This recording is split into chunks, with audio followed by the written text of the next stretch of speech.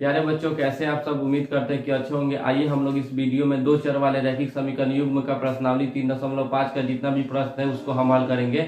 यानी इसके पहले वाले वीडियो में हम लोग प्रश्नावली 3.5 का एक का जितना भी प्रश्न था यानी वज्र गुणन विधि का सभी को हम लोग हल किए थे, और इसमें हम लोग दो का जितना भी प्रश्न है उसको हम लोग हल करेंगे। तो प्यारे बच्चों, उम्मीद करते हैं कि आप लोग तैयारी बेहतर तरीके से करते होंगे, क्योंकि बोर्ड एग्जाम जो है बहुत ही करीब है। आइए इस कड़ी में मैं इस वीडियो को शुरू करता हूं। यहाँ से देखिएगा, दे रखा है प्रश्नावली 3.5 का प्रश्न संख्या 2 का 1 नंबर कि ए और बी के किन मानों के लिए निम्न रैखिक समीकरणों के युग्म के अपरिमित रूप से अनेक हल होंगे। यानी क्या कह रहा है कि ये जो दो हमारे पास रैखिक समीकरण युग्म में दे रखा है और बोला है कि इसे क्या करना है, अपरिमित रूप से इसका अनेक हल होना चाहिए। तो अपरिमित रूप से अनेक हल होने के लिए जो अनुपात होता है वो क्या होता है, तो a1/a2 बराबर होता है b1/b2 के, और वो भी बराबर होता है किसके, तो c1/c2 के। ये जो है हम लोग स्टार्टिंग के ही वीडियो में बता दिया गया है, और ये एग्जाम के दृष्टिकोण से बहुत ही वीवीआई प्रश्न है। तो आइए इसको हम लोग क्या करते हैं, सबसे पहले हल करते हैं। ठीक है, तो हम क्या लिखेंगे, सबसे पहले प्यारे बच्चों हल लिखेंगे, और लैंग्वेज में क्या लिखना होगा, जो भी दे रखा है यानी जो भी दिया है समीकरण उसे हम लिखेंगे। तो यहाँ पे हम क्या लिखेंगे, दिया है तो जो भी हमारे पास रैखिक समीकरण दे रखा है इसको लिखेंगे। कितना है, 2x है और प्लस में 3y है और बराबर में कितना है, 7 है। और इसका नाम हम क्या दे देते हैं, समीकरण नंबर 1 का, और जो दूसरे नंबर पे है इसको हम क्या दे देते हैं, समीकरण नंबर 2 का नाम। तो कितना है, 2 नंबर पे दे रखा है तो a minus b into x हो गया, और प्लस में a plus b into y हो गया, और बराबर में कितना है, 3a, और प्लस में b है और माइनस का 2 है। इसका नाम हम क्या दे देते हैं, समीकरण नंबर 2 का नाम दे देते हैं। अब हम क्या करना है, यहाँ से a1/a2 का मान अलग अलग हम यहाँ पे निकालेंगे। तो सबसे पहले हम क्या लिखेंगे, यहाँ लिखने के बाद a1 का मान निकालेंगे। तो जो समीकरण नंबर 1 में x के साथ में होता है वो a1 का मान होता है, तो x के साथ में 2 है तो a1 का मान 2 हो जाएगा। b1 का मान निकालेंगे, तो जो समीकरण नंबर 1 में y के साथ में होता है वो कितना का मान हो जाता है, b1 का मान। और c1 का मान यानी जो अचर राशि होता है वो क्या हो जाता है, तो c1 का मान। तो c1 का मान कितना हो जाएगा, 7 हो जाएगा।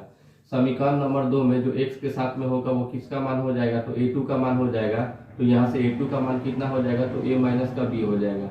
यहाँ से b2 का मान कितना हो जाएगा, तो जो y के साथ में होगा वो b2 का मान होगा, तो b2 का मान a प्लस b हो गया। और c2 का मान निकालना होगा, तो ये पूरा जो है वो क्या है, c2 है। तो यानी c2 का मान कितना हो गया, 3a और प्लस b और माइनस का 2 हो गया। पता ये चला यहाँ से कि क्या है, इसका क्या होना चाहिए, जो रैखिक समीकरण युग्म है इसको क्या होना चाहिए, तो अपरिमित रूप से अनेक हल होना चाहिए। तो अपरिमित रूप से अनेक हल होने की स्थिति में यहाँ पे लिख देंगे, इसलिए लिखेंगे समीकरण का अपरिमित रूप से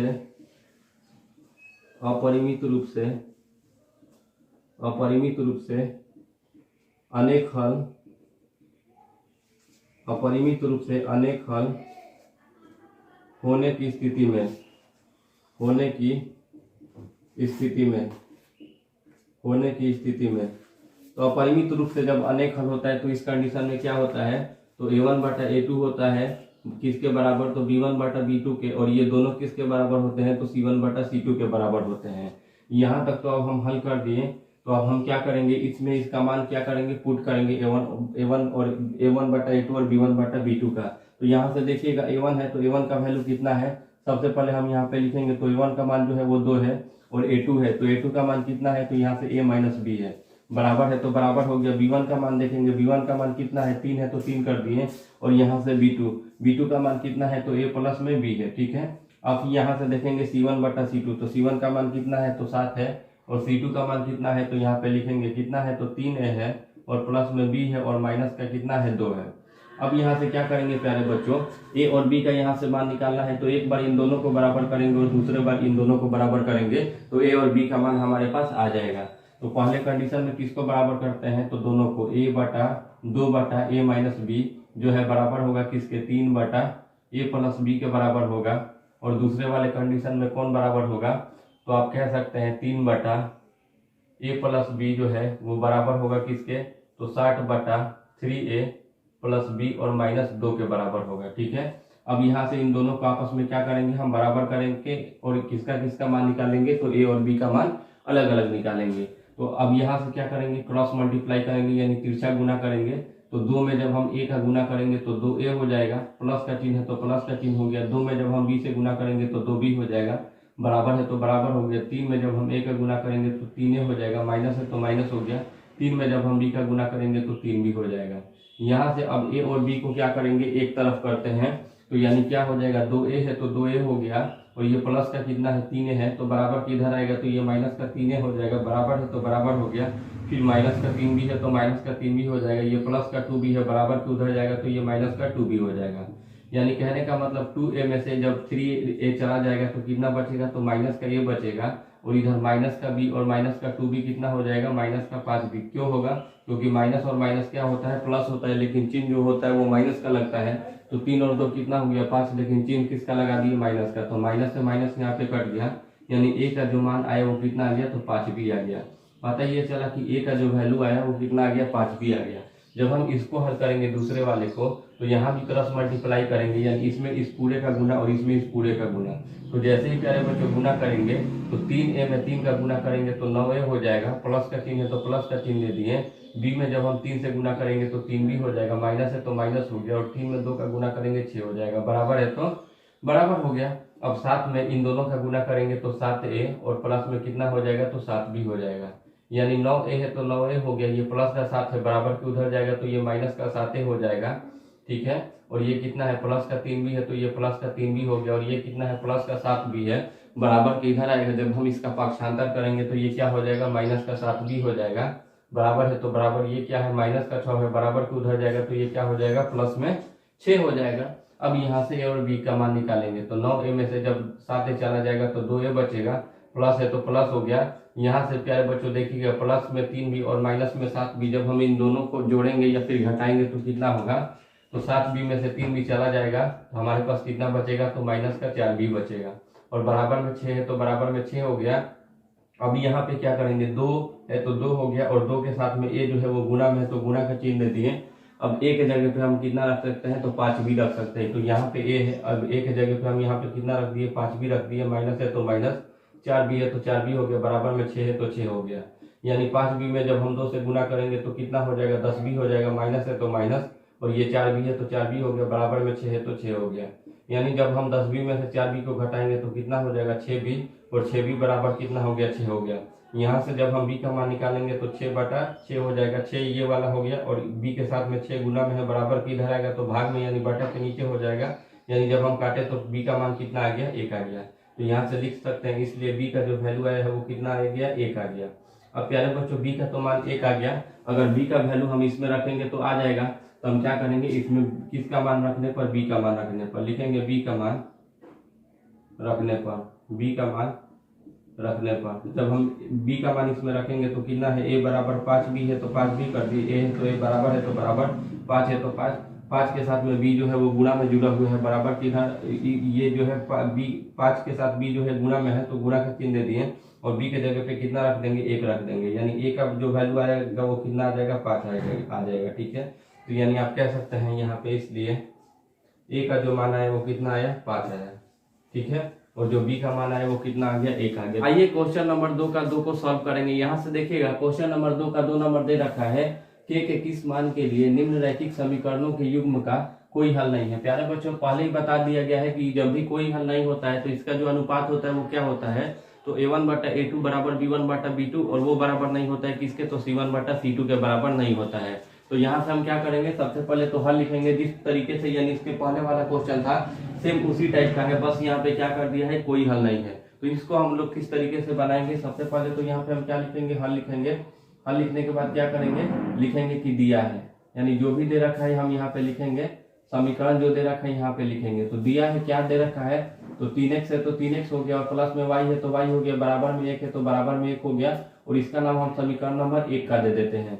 जो दूसरे नंबर पे दे रखा है यहाँ पे लिखेंगे, तो क्या दे रखा है, 2k माइनस का 1, और इंटू में कितना है, x है, और प्लस है तो प्लस हो गया, फिर कितना है, k माइनस 1 है, और यहाँ पे y है तो y हो गया, और बराबर में कितना है, तो 2k है, और प्लस में 1 है तो प्लस में 1 हो गया, और इसका नाम हम क्या दे देते हैं, समीकरण नंबर 2 का नाम दे देते हैं, ठीक है। अब यहाँ से प्यारे बच्चों क्या करेंगे, a1/a2 का मान हम अलग अलग निकालेंगे। तो यहाँ से a1 का मान निकालेंगे, तो a1 का मान कहाँ से निकलेगा, तो समीकरण नंबर 1 में जो x के साथ में होगा वो a1 का मान होगा, तो a1 का मान कितना हो जाएगा, 3 हो जाएगा। यहाँ से जब हम b1 का मान निकालेंगे तो जो y के साथ में गुना के रूप में होता है वो b1 का मान होता है, तो b1 का मान कितना हो जाएगा, 1 हो जाएगा। और यहाँ से c1 का मान निकालेंगे तो c1 का मान कितना हो जाएगा, 1 हो जाएगा। यहाँ से दूसरे नंबर समीकरण में a2 का मान देखना होगा, तो जो x के साथ में गुना के रूप में होगा वो a2 का मान होगा।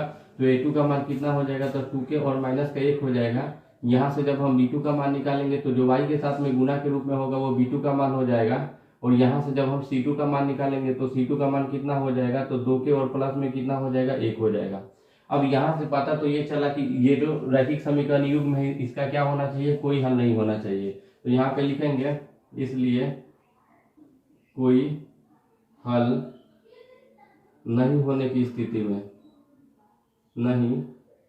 कोई हल नहीं होने की स्थिति में, कोई हल नहीं होने की स्थिति में क्या होगा प्यारे बच्चों, जब समीकरण का कोई हल नहीं होता है तो a1 बटा a2 होता है, वो किसके बराबर होता है, तो b1 बटा b2 के।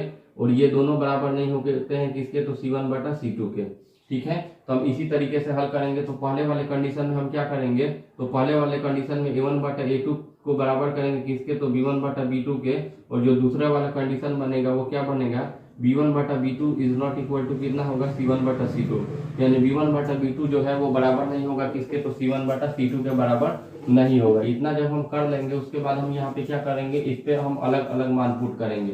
तो यहाँ से a1 है तो a1 का वैल्यू देखेंगे, a1 का मान यहाँ पे कितना है, तो 3 है तो 3 कर दिए, बटा है तो बटा। फिर a2 है, a2 का मान कितना है, तो 2k माइनस 1 है तो 2k माइनस 1 कर दिए, बराबर है तो बराबर हो गया। फिर क्या करेंगे b1 बटा b2, तो b1 का मान यहाँ पे कितना है, 1 है। और b2 का मान यहाँ से देख सकते हैं कितना दे रखा है, तो k माइनस 1 दे रखा है, तो यानी k माइनस 1 हो गया। ये तो एक कंडीशन हुआ। जो दूसरे नंबर पे कंडीशन है वो कितना है, तो आप देख सकते हैं जो दूसरे नंबर पे दे रखा है b1 बटा b2, तो b1 का मान कितना है, 1 है। और b2 का मान यहाँ से कितना है, तो k माइनस का 1 है। और ये जो है बराबर नहीं होगा किसके, c1 बटा c2 के। तो c1 का मान कितना है, 1 है। और c2 का मान कितना है, 2k प्लस 1 है, 2k प्लस 1 है। तो ये तो बराबर नहीं है, तो इसको तो हम यहीं पे छोड़ देंगे और इसको हम हल करेंगे। यहाँ से हल करेंगे तो किसका वैल्यू हम निकालेंगे, तो k का मान निकालेंगे। तो अब यहाँ से देखिएगा क्या करेंगे प्यारे बच्चों, क्रॉस मल्टीप्लाई करेंगे, यानी इसमें इसका गुना और इसमें इसका गुना करेंगे। तो 3 में k से गुना करेंगे तो 3k हो जाएगा, माइनस है तो माइनस, 3 में 1 का गुना करेंगे 3 हो जाएगा, बराबर है तो बराबर। 2k माइनस 1 में 1 से गुना करेंगे, इससे कोई फर्क नहीं पड़ेगा, 2k माइनस 1 ही हो जाएगा। पता ये चला 3k है तो यहाँ पे 3k है, तो यहाँ पे प्यारे बच्चों 3k लिख देंगे और इस वाले k को बराबर के इधर लाएंगे। तो ये प्लस में 2k है, बराबर के इधर आएगा तो ये माइनस का 2k हो जाएगा, बराबर है तो बराबर, माइनस का 1 है तो माइनस का 1 हो जाएगा। और ये माइनस का 3 है, बराबर के उधर जाएगा तो ये प्लस का 3 हो जाएगा। ठीक है, 3k में से जब 2k चला जाएगा तो केवल हमारे पास कितना बचेगा, तो केवल हमारे पास k बचेगा। और माइनस का 3 और माइनस का 1 और प्लस का 3 कितना हो जाएगा, 2 हो जाएगा। तो पता ये चला कि जो k का मान आया वो कितना आ गया, हमारे पास 2 आ गया। और यही क्या हो गया, इसका राइट आंसर हो गया। ये यहाँ से देखिएगा 3 नंबर क्वेश्चन को हम लोग हल करेंगे। देखिएगा 3 नंबर क्वेश्चन क्या दे रखा है कि निम्न रैखिक समीकरणों के युग्म को प्रतिस्थापन एवं वज्र गुणन विधियों से हल कीजिए, किस विधि को आप अधिक उपयुक्त मानते हैं। यानी कहने का मतलब इसका ये है कि ये जो दो रैखिक समीकरण युग्म में दे रखा है इसको यानी क्या करना है, पहले प्रतिस्थापन विधि से हल करना है, उसके बाद आपको वज्र गुणन विधि से हल करना है और आपको ये बताना है कि इसमें से कौन सा विधि आपको अधिक उपयुक्त लगा है। तो हम क्या करेंगे, पहले प्रतिस्थापन विधि से हल करेंगे, उसमें x और y का मान आ जाएगा, उसके बाद वज्र गुणन विधि से उसको हल करेंगे। यहाँ से देखिएगा सबसे पहले हम क्या लिखेंगे, यहाँ पे हल लिखेंगे। हल लिखने के बाद जो भी हमें दे रखा है यहाँ पे लिखेंगे, तो क्या लिखेंगे, तो दिया है। ठीक है, दिया है जो भी दे रखा है समीकरण हम यहाँ पे लिखते हैं। तो कितना दे रखा है, 8x और प्लस में 5y और बराबर में कितना है, 9 है। और इसका नाम हम क्या दे देते हैं, समीकरण नंबर 1 का नाम दे देते हैं। और जो दूसरे नंबर पे दे रखा है 3x और प्लस में 2y और बराबर में 4 है, और इसका नाम हम क्या दे देते हैं, समीकरण नंबर 2 का नाम दे देते हैं। प्यारे बच्चों, प्रतिस्थापन विधि से हल करना है तो क्या है इसका शर्त, तो सबसे पहले हम समीकरण नंबर 1 को उठाते हैं। तो लिखेंगे समीकरण 1 से, तो समीकरण 1 से हम क्या लिखेंगे, इस पूरे को लिखेंगे समीकरण 1 को। 8x है और प्लस में 5y है और बराबर में 9 है तो 9 को लिख दिए। अब 8x है तो 8x हो जाएगा और ये बराबर कर देंगे, 9 है तो 9 हो जाएगा, ये प्लस का 5y है, बराबर के उधर जाएगा तो ये माइनस का 5y हो जाएगा। यहाँ से जब हम x का मान निकालेंगे तो कितना हो जाएगा, 9 और माइनस का 5y और बटा में कितना हो जाएगा, 8 हो जाएगा। इसका नाम हम समीकरण नंबर 3 का नाम दे देते हैं। प्यारे बच्चों, समीकरण नंबर 3 का मान किस में रखेंगे, तो समीकरण नंबर 2 में रखेंगे। ठीक है। समीकरण नंबर 2 में रखेंगे तो यहाँ पे लैंग्वेज में हम क्या लिखेंगे समीकरण 2 में x का मान रखने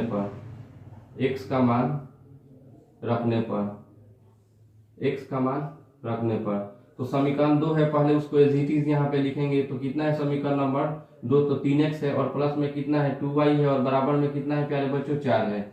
यहाँ से क्या करेंगे 3x है तो यानी 3 है तो 3 हो गया और x के जगह पे इस पूरे का मान क्या करेंगे रखेंगे तो कितना है, और ये 3 के साथ में x गुना में है तो गुना का चिन्ह दे दिए और यहाँ पे कितना लिखेंगे 9 और माइनस का 5y और बटा में कितना लिखेंगे प्यारे बच्चों 8 लिखेंगे। ठीक है। और प्लस में ये 2y है तो प्लस में 2y हो गया, बराबर में 4 है तो 4 हो गया। अब हम इसके आगे जब हम इसको हल करेंगे तो क्या पाएंगे, यहाँ से देखिएगा यानी 3 है तो इस पूरे में तो हम क्या करेंगे 3 का गुना करेंगे क्योंकि गुना में है, तो 3 में जब हम 9 का गुना करेंगे तो कितना हो जाएगा, तो यहाँ पे 27 हो जाएगा। ठीक है।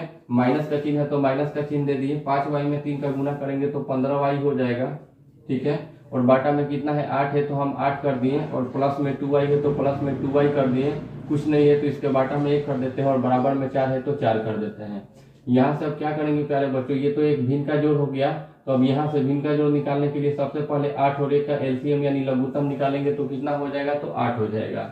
8 में जब हम 8 का भाग करेंगे तो एक बार में कट जाएगा और 1 में इस पूरे का गुना करेंगे कोई फर्क नहीं पड़ेगा, तो कितना होगा 27 और माइनस का 15y हो जाएगा, प्लस है तो प्लस हो गया। 1 में 8 से भाग करेंगे तो 8 बार में कट जाएगा और 8 में 2y का गुना करेंगे तो कितना हो जाएगा 16y हो जाएगा और बराबर में 4 है तो 4, कुछ नहीं है तो बाटा में कितना हो जाएगा 1 हो जाएगा। ठीक है। यहाँ से माइनस का 15y और प्लस में 16y कितना हो जाएगा, तो केवल y हो जाएगा। और ये कितना है प्लस में 27 है तो प्लस में ये 27 हो गया और बाटा में 8 है तो बाटा में 8 हो गया, बराबर है तो बराबर 4/1 है तो 4/1 हो गया। अब यहाँ से क्या करेंगे हम क्रॉस मल्टीप्लाई करेंगे यानी टेढ़ा टेढ़ी गुना करेंगे। जब हम टेढ़ा टेढ़ी गुना करेंगे तो क्या पाएंगे, y प्लस 27 में 1 का गुना करेंगे तो कोई फर्क नहीं पड़ेगा, y प्लस 27 ही होगा और 8 में 4 का गुना करेंगे तो कितना हो जाएगा 32 हो जाएगा। यहाँ से जब हम y का मान निकालेंगे तो 32 और माइनस का 27 हो जाएगा यानी y बराबर कितना हो जाएगा, तो 32 में से 27 चला जाएगा तो हमारे पास 5 हो जाएगा। तो यहाँ से तो हम y का मान निकाल लिए, लेकिन अभी हमें x का मान निकालना है। तो x का मान किस में रखते हैं, तो समीकरण नंबर 3 में जब हम रख देते हैं तो x का मान हमारे पास आ जाता है। तो यहाँ पे लैंग्वेज में क्या लिखेंगे, लैंग्वेज में यही लिखेंगे समीकरण 3 में y का मान रखने पर, y का मान रखने पर तो समीकरण आप 3 यहाँ पे देख सकते हैं कितना दे रखा है, x है और बराबर में 9 और माइनस के 5y और बाटा में कितना है 8 है। अब हम इसी में किसका मान रखेंगे, y का मान रखेंगे। 9 है तो 9 हो गया, 5 के साथ में y क्या है गुना में जुड़ा हुआ है तो गुना में है तो गुना कर दिए और y के जगह पे हम कितना रख दिए, यहाँ पे 5 रख दिए, बाटा में 8 है तो 8 कर दिए। यहाँ से क्या हो जाएगा 9 है तो 9 हो जाएगा और यानी माइनस है तो माइनस हो गया, 5 में 5 का गुना करेंगे तो 25 हो जाएगा और बाटा में 8 है तो 8 हो जाएगा। यानी जब हम x का मान निकालेंगे तो यानी हम घटाएंगे 9 में से तो 25 नहीं जाएगा, लेकिन 9 में से तो 25 नहीं जाएगा लेकिन 25 में से 9 चला जाएगा तो कितना हो जाएगा, तो 16 हो जाएगा और बाटा में 8 होगा। लेकिन जिसमें से घटाते हैं उसके आगे जो चिन्ह होते हैं उसी चिन्ह को हम क्या करते हैं लगा देते हैं। अब 8 से इसको काटेंगे तो ये 2 बार में कट जाएगा, यानी जो x का मान आया वो कितना आ गया माइनस का 2 आ गया और जो y का मान आया वो कितना आ गया 5 आ गया। ठीक है। लेकिन अभी यहीं तक नहीं हुआ है, अभी हमें इसे वज्र गुणन विधि से भी हल करना है। तो यहाँ पे क्या करेंगे, यहाँ से देखिएगा इसको क्या करेंगे वज्र गुणन विधि से हल करेंगे। तो यहाँ पे लिखेंगे वज्र गुणन विधि से, वज्र गुणन विधि से। तो वज्र गुणन विधि से क्या होता है, पहले तो इसका फॉर्मूला हमें पुट करके उसके बाद बनाना होगा, लेकिन उसके पहले a1 b1 c1 का मान हमें पता करता है। ठीक है। तो हम यहाँ पे क्या लिखते हैं, सबसे पहले देखिएगा a1 का मान अगर निकालना होगा तो जो समीकरण नंबर 1 में x के साथ में होगा वो a1 का मान होगा। तो a1 का मान यहाँ से 8 हो जाएगा, फिर यहाँ से b1 का मान निकालेंगे तो जो y के साथ में होगा वो b1 का मान हो जाएगा और c1 का मान कितना हो जाएगा, ये प्लस का 9 है बराबर को उधर जाता तो ये माइनस का 9 हो जाता, तो c1 का मान कितना हो जाएगा, तो माइनस का 9 हो जाएगा। ठीक। समीकरण नंबर 2 में जाएंगे तो सब a2 b2 c2 का मान हो जाएगा, तो a2 का मान कितना हो जाएगा 3 हो जाएगा।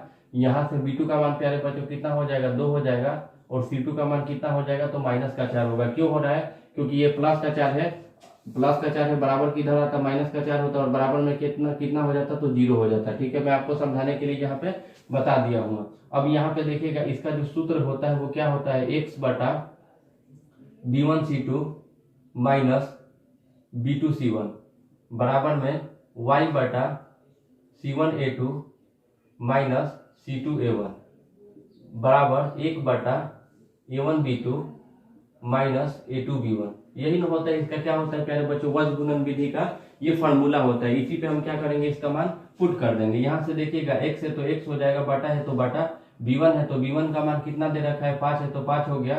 फिर c2 है, c2 का मान कितना रखेंगे प्यारे बच्चों, तो माइनस का 4 है तो माइनस का 4 कर दिए, माइनस है तो माइनस कर दिए। फिर कितना है b2 है, b2 का मान कितना हो गया 2 हो गया। और c1 का मान कितना दे रखा है, तो माइनस का 9 दे रखा है। बराबर है तो बराबर हो गया, y है तो y, बटा है तो बटा। C1 है तो C1 का मान कितना है -9 है। और A2 का मान यहाँ से पुट करेंगे तो कितना है 3 है। माइनस है तो माइनस।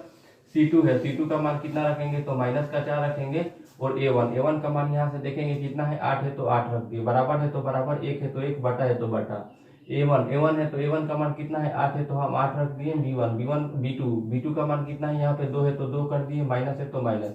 A2 है, A2 का मान यहाँ पे कितना है 3 है तो 3 कर दिए। और फिर कितना है B1 का मान कितना कर दिए, रख दिए 5 रख दिए। जब सबका मान रख दिए तो अब इसको हम हल करेंगे। x है तो x हो गया, बटा है तो बटा हो गया। सबको गुना करके हम इसको जोड़ेंगे, घटाएंगे। तो -4 में जब हम 5 का गुना करेंगे तो माइनस का 20 हो जाएगा। और ये माइनस और माइनस क्या हो जाएगा, यानी प्लस हो जाएगा। और 9 में 2 का गुना करेंगे 18 हो जाएगा। ठीक है, बराबर है तो बराबर हो गया, y है तो y, बटा है तो बटा। -9 में जब हम 3 का गुना करेंगे तो माइनस का 27 हो जाएगा। माइनस और माइनस प्लस हो जाएगा। और यानी 4 में 8 का गुना करेंगे कितना हो जाएगा, तो 32 हो जाएगा। बराबर है तो बराबर हो गया, 1 है तो 1 हो गया। 8 में 2 का गुना करेंगे यानी 16 हो जाएगा। माइनस है तो माइनस, और 3 में 5 का गुना करेंगे तो 15 हो जाएगा। तो पता ये चला कि x है तो x हो जाएगा, बटा है तो बटा। -20 और +18 को जब हल करेंगे तो माइनस का 2 हो जाएगा। और y है तो y हो गया। +32 में से -27 चला जाएगा तो कितना होगा, 5 बचेगा। बराबर है तो बराबर, 1 है तो 1, 16 में से 15 चला जाएगा, 1 हो जाएगा। यानी क्या करेंगे, x/2 का जो वैल्यू है यानी 1/1 के बराबर रखेंगे। और y/5 का भी वैल्यू किसके बराबर रखेंगे, 1/1 के बराबर रखेंगे। क्यों रखेंगे, तो यहाँ से 1/1 के बराबर रखेंगे तो x का मान आ जाएगा। और y/5 का मान 1/1 के बराबर रखेंगे तो y का मान आ जाएगा। ठीक है, अब इसको अलग अलग लिखेंगे। y/-2 बराबर क्या लिखेंगे, 1 माइनस का यानी 1/1 लिखेंगे। यहाँ से जब हम क्रॉस मल्टीप्लाई करेंगे तो x में 1 का गुना करेंगे x होगा, और -2 में 1 का गुना करेंगे -2 होगा। तो x का मान कितना आ गया, यहाँ से -2 आ गया। और दूसरे नंबर पे किसको करेंगे, इस वाले y/5 का मान किसके बराबर करेंगे, तो 1/1 के बराबर करेंगे। तो इसको भी क्रॉस मल्टीप्लाई करेंगे, टेढ़ा गुना करेंगे तो y में 1 का गुना करेंगे y होगा, और 5 में 1 का गुना करेंगे कितना होगा, तो 5 होगा। ठीक है, अब आइए मिलाते हैं प्रतिस्थापन विधि और वज्र गुणन विधि में दोनों का वैल्यू आया है कि नहीं समान।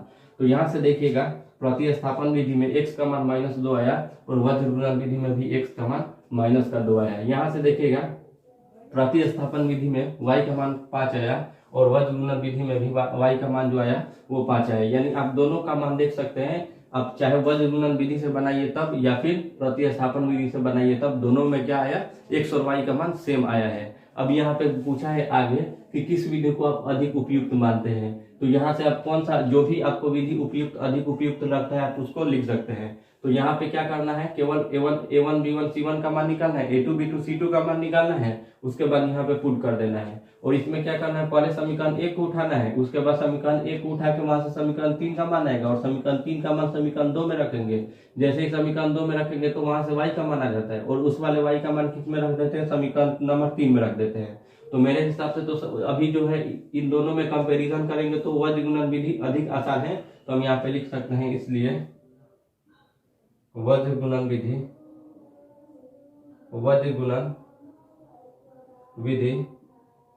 अधिक उपयुक्त है। लेकिन कब उपयुक्त होगा, जब आपको ये फार्मूला पता होगा तब। अगर फार्मूला पता नहीं है तो आप इसको लिख सकते हैं कि यानी प्रतिस्थापन विधि अधिक उपयुक्त है। तो प्यारे बच्चों, उम्मीद करते हैं कि ये वीडियो आपको अच्छा लगा है। अगर अच्छा लगा है तो अपने दोस्तों में ज्यादा से ज्यादा शेयर करें, हमारे चैनल को सब्सक्राइब करें, इस वीडियो को लाइक करें।